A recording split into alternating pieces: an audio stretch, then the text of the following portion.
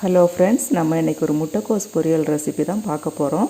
இது செய்கிறது ரொம்ப சுலபம், அதோட டேஸ்ட்டும் சூப்பராக இருக்கும். இது எப்படி பண்ணுறதுன்னு பார்க்கலாம். இந்த கேபேஜ் பொரியல் பண்ணுறதுக்கு பேன் அடுப்பில் வச்சு 2 டீஸ்பூன் அளவுக்கு எண்ணெய் ஊற்றிருக்கிறேன். எண்ணெய் காய்ச்சதும் கடுகு வெடித்ததும் உளுந்தம்பருப்பு, கடலைப்பருப்பு 1 டீஸ்பூன்.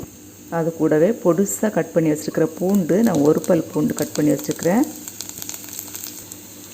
பொடுசாக கட் பண்ணி வச்சுருக்கிற பச்சை மிளகாய், 1 பச்சை மிளகாய், கூடவே 2 வரமிளகாய், கறிவேப்பிலை, கட் பண்ணி வச்சுருக்கிற வெங்காயம், 1 வெங்காயம் எடுத்து கட் பண்ணி வச்சுருக்கிறேன்.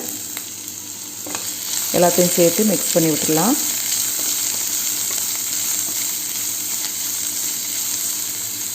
இது கூடவே காய பவுடர் 1/4 டீஸ்பூன் அளவுக்கு, உப்பு தேவையான அளவு போட்டு நல்லா மிக்ஸ் பண்ணி விட்டுக்கலாம். வெங்காயம் கொஞ்சம் வதங்கட்டும். இப்போ நம்ம பொடுசாக கட் பண்ணி வச்சுருக்கிற கேபேஜில் ஆட் பண்ணிக்கலாம். மஞ்சத்தூள் கொஞ்சம் சேர்த்துக்கலாம், 1/4 டீஸ்பூன். மிக்ஸ் பண்ணி விட்டுடலாம்.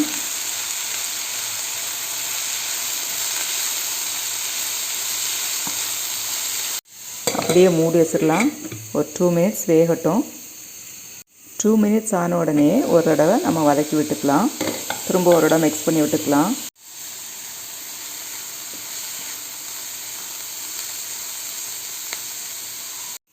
இப்போ 5 மினிட்ஸ் நம்ம வேக விட்டுட்டோம்.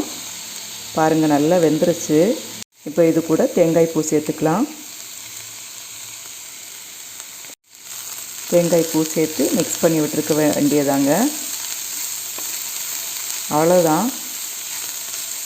பாருங்கள், நமக்கு நல்ல சூப்பரான டேஸ்டியான கேபேஜ் பொரியல் ரெடி ஆயிடுச்சு. இந்த முட்டைக்கோஸ் பொரியல் பண்ணுறது ரொம்ப ஈஸி, அதோட டேஸ்ட்டும் சூப்பராக இருக்கும்.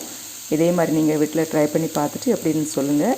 இது தயிர் சாதம், சாம்பார் சாதம், பருப்பு சாதம் எல்லாத்துக்கும் நல்லாயிருக்கும். ஓகே ஃப்ரெண்ட்ஸ், தேங்க்யூ ஃபார் வாட்சிங். நெக்ஸ்ட் வீடியோவில் சந்திக்கலாம்.